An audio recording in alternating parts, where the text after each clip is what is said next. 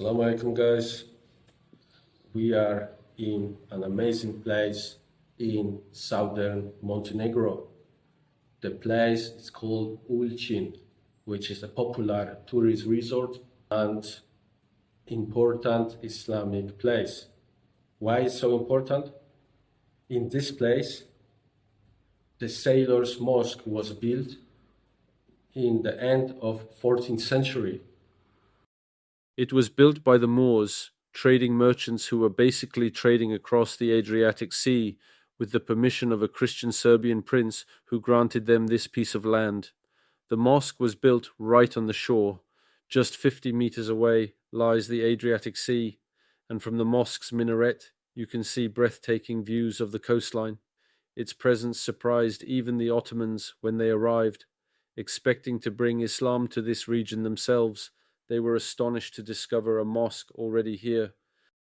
The mosque was functioning for centuries, but then was neglected due to different internal conflicts in this area. We have to remember there were constantly inner struggles within Ottoman Empire, and there were basically nationalist movements of Montenegrin people as well.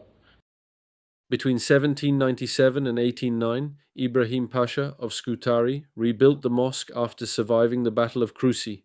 He did this as a tribute to Ulcinj's sailors who had helped him win the battle. More than just a place for prayer, it also served as a religious school and a shelter for the poor and travelers.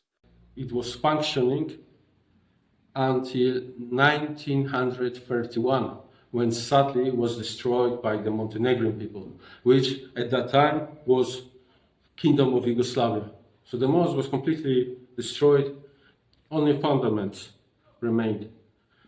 In 2012, after 81 years, it was finally rebuilt by investors from Turkey with support from the Islamic Union of Montenegro and the municipality of Ulcinj. As we step inside the mosque, you'll find a space that's simple and meaningful.